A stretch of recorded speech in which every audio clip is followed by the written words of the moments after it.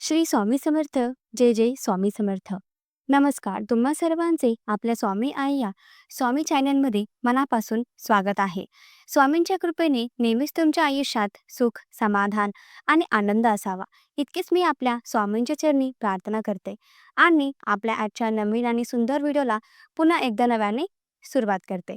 भक्तांनो, आज मी तुम्हाला आपल्या स्वामी आई या स्वामीमय चॅनलमध्ये रत्नागिरीमध्ये राहणाऱ्या स्वामींच्या परमभक्त ताईसो योगिनी मिसाळ या ताईंचा हम गया नहीं जिंदा है या वाक्याची प्रचिती देणारा, स्वामींचा अस्तित्व आजही किती सत्य आहे हे दर्शवणारा, अत्यंत अद्भुत अंगावर रोमांच उभे करणारा दिव्य अनुभव सांगणार आहे.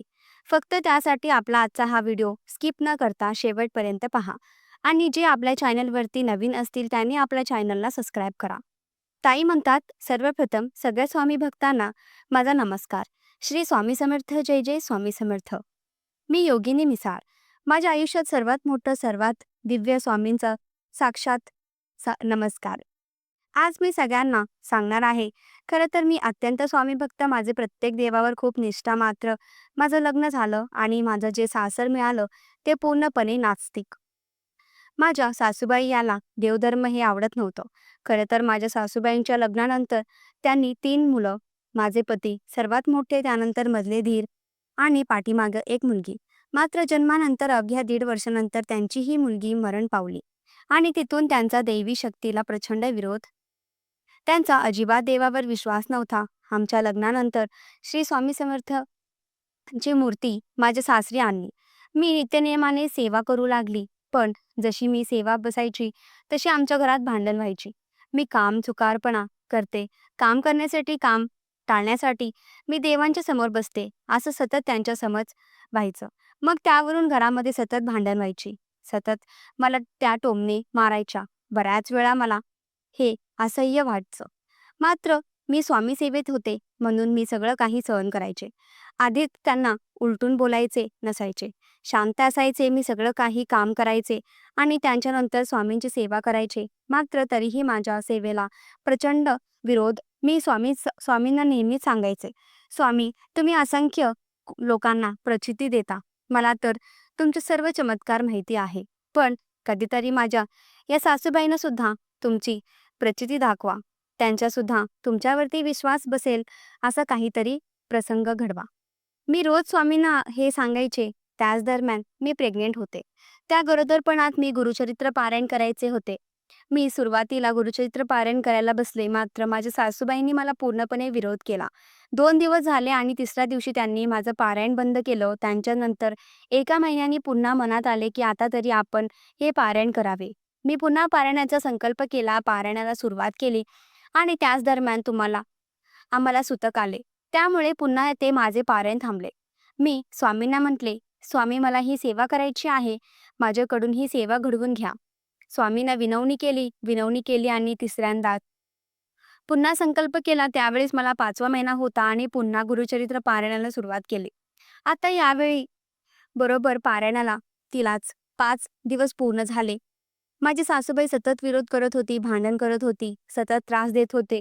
तरीही मी सेवेचा संकल्प केलेला. कितीही त्रास झाला तरी हे पारायण मी पूर्ण करेल असा माझा निश्चय होता. मात्र 5व्याच पारायणाला माझ्या सासूबाईने प्रचंड मोठा कोप केला. घरामध्ये त्या दिवशी त्यांना अचानक चक्क मांसाहार बनवले. इतकेच नाही, जे मांसाहार त्यांनी केलेला त्या घरात सगळ्या सदस्यांना खायला लावले. माझे पती यांना सुद्धा जबरदस्तीने ताटामध्ये मांसाहार वाढले आणि त्यानंतर सुद्धा त्या दिवशी त्यांनी ते ग्रहण केले.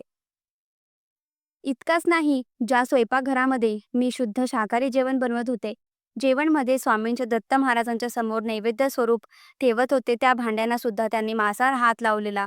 हे सगळं मी माझ्या डोळ्यांनी पाहत होते. माझ्या डोळ्यातून पाणी येत होतं. त्या दिवशी त्यांनी खूप मोठा कोप केला. संध्याकाळचे 7 वाजले असतील आणि हे सगळं कृत्य करायला त्यांनी सुरुवात केली. मी स्वामींची माफी मागितली. स्वामींना इतकेच म्हटलं, स्वामी, आता हे पारायण मी इथेच थांबवते. मी मनापासून ही सेवा करू लागले. गुरुचरित्र पारायण हे अत्यंत पवित्र आहे, जे मला करायचं होतं. पण माझ्या घरात आज अत्यंत वाईट कृत्य घडलं. संपूर्ण घरात मांसाहाराचा वास आहे. सगळ्या घरात मांसाहार आहे अगदी शाकाहारी भांड्यांना सुद्धा मांसाहाराचे हात आहेत आणि अशा अवस्थेत मी ही सेवा नाही करणार. तो ग्रंथ कुडाळून मी लाल कपड्यामध्ये एका कपाटाच्या कोपऱ्यात ठेवून दिला. स्वामींची माफी मागितली. त्या दिवशी माझं मन खूप तुटलं. कारण पुन्हा एकदा माझं पारायण अपूर्ण राहिलं.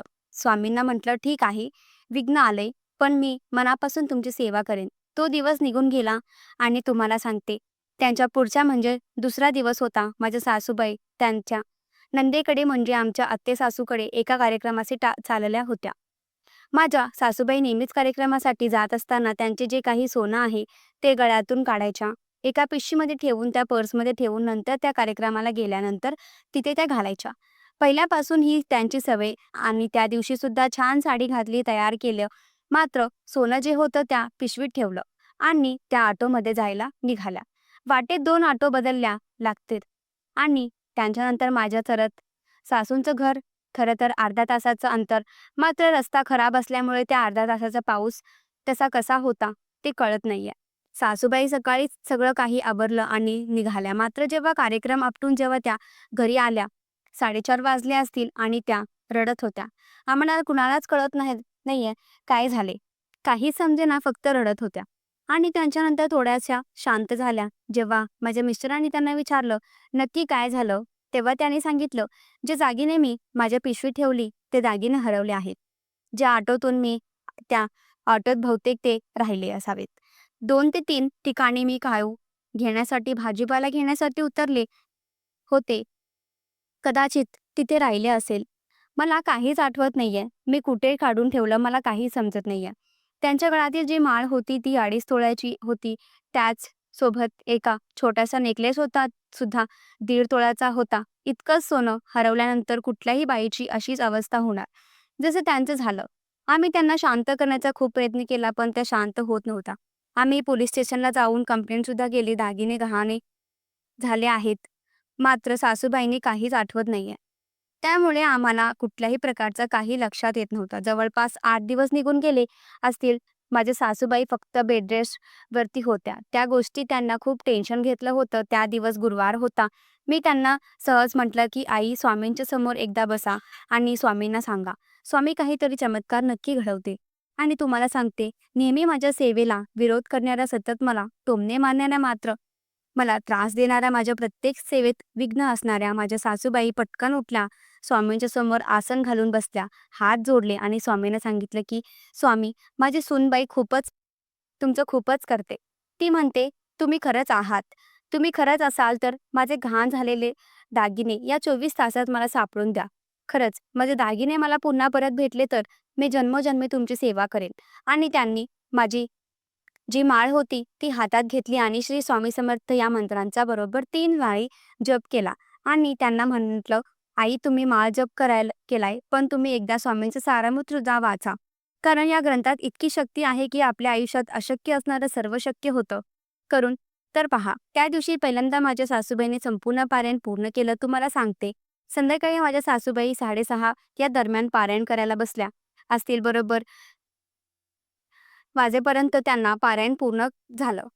पारायण पूर्ण झालं, नमस्कार केला, स्वामींना मुजरा केला आणि त्या उठून त्यांच्या बेडवरती बसल्या.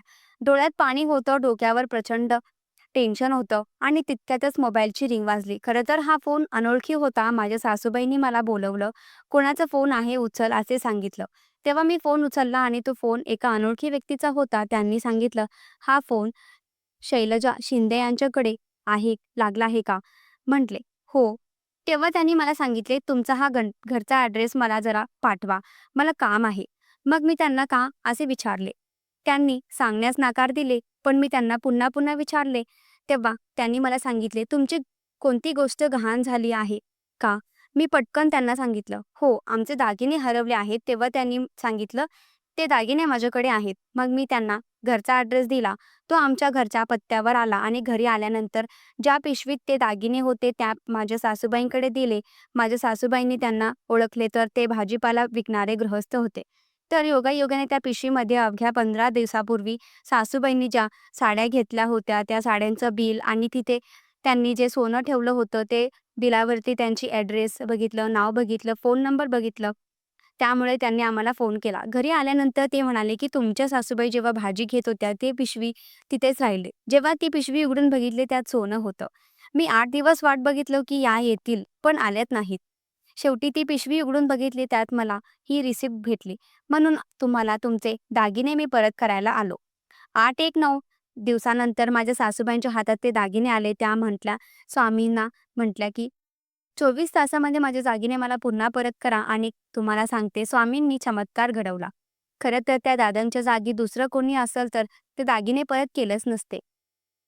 एखाद्या गेलेली गोष्ट मिळत नाही. माझ्या सासूबाईंना काय आठवलं सुद्धा नव्हतं. तिथे दागिने ठेवले होते, तिथे सीसीटीव्ही सुद्धा नव्हती. पण स्वामींनीच त्या दिवसानंतर त्या दादांच्या डोक्यात ते घातलं असावं आणि ती बुद्धी त्यांनी दिली असावी, जेणेकरून त्यांनी ते दागिने पुन्हा परत केल्या. त्या दिवशी सासूबाई स्वामीसमोर ढसाढसा रडू लागल्या. स्वामींना सांगितलं, की "स्वामी, आता मी तुमची पारायण करणार." मी नेहमी स्वामींना सांगायचे, की "स्वामी, माझ्या सासूबाईंना कधीतरी सेवेत आणा. असा एखादा प्रचंड घडकी त्या तुमच्या सेवेला लागतील. तुमची अनुभूती द्या." कदाचित माझ्या एका मागणीसाठी, माझ्या त्या इच्छेसाठी स्वामींनी हा प्रसंग घडवला असेल. माझ्या सासूंचे ते दागिने हरवले होते. शेवटी स्वामी कृपेने परत मिळाले. सासूबाई त्यांना चूक कळाली. त्या स्वामींची सेवा करू लागल्या. स्वामी काय आहेत हे त्यांना समजून चुकले. त्यानंतर जे दादा माझ्या सासूबाईंचे दागिने पुन्हा परत करायला आलेले, त्यांना माझ्या मित्रांनी स्वतःच्या इच्छेने खुश हजार दिले. सुद्धा दिले. खरंच हा चमत्कार खूप मोठा होता. ताई म्हणतात, तुम्हाला कदाचित खोटं वाटेल, पण एक आमच्या आयुष्यात सत्य घडलं. ही अनुभूती स्वामीमुळे मिळाली. गेलेले दागिने स्वामीमुळे पुन्हा परत आले. सतत स्वामींच्या सेवेला विरोध करणाऱ्या माझ्या सासूबाई आज दिवसरात्र स्वामी, स्वामी जप करत आहेत. जे पारायण करण्यासाठी त्यांनी मला अडवले, ती गुरुचरित्र पारायण त्या प्रत्येक महिन्याला करत होते. खरं, ही स्वामी लीला आघात आहे. स्वामी सेवा अफाट आहे. आज प्रत्येकाला कळून चुकलंय. आता माझ्या घरात मांसाहार केलं जात नाही. आता माझ्या घरात अजिबात व्यसन केलं जात नाही. माझे दीर जे आहे ते नेहमी दारू प्यायचे, पण आता स्वामींनी त्यांना सुद्धा सेवेत आणला आणि माझं संपूर्ण कुटुंब हे स्वामी सेवा करत आहे. तुम्हाला ताई म्हणतात, तुम्हाला इतक्यासाठीच हा अनुभव मी सांगितला आहे, की स्वामींची सेवा करा, स्वामींची भक्ती करा आणि विश्वास ठेवा. जेव्हा आपण स्वामी सेवा करतो, सेवा वाढत जाते. तुम्हाला स्वामी बरोबर प्रचिती देतात. आपल्या नशिबात नसणाऱ्याही गोष्टी आपल्या मिळू जातात आणि आपलं आयुष्य बदलवून टाकतात. अगदी आमच्या आयुष्यातही असंच घडलं. आज सगळं कुटुंब एकत्रित आहे, सुखात आहे, आनंदात आहे. फक्त स्वामींना एकच प्रार्थना, की माझ्या कुटुंबाला कधीच कोणाची नजर ना लागावी. श्री स्वामी समर्थ भक्तांनो, किती अद्भुत अनुभव! तुम्हाला आजचा हा अनुभव कसा वाटला कमेंट करा. तुमचेही काही अनुभव असतील तर शेअर करा. श्री स्वामी समर्थ. जय जय स्वामी समर्थ.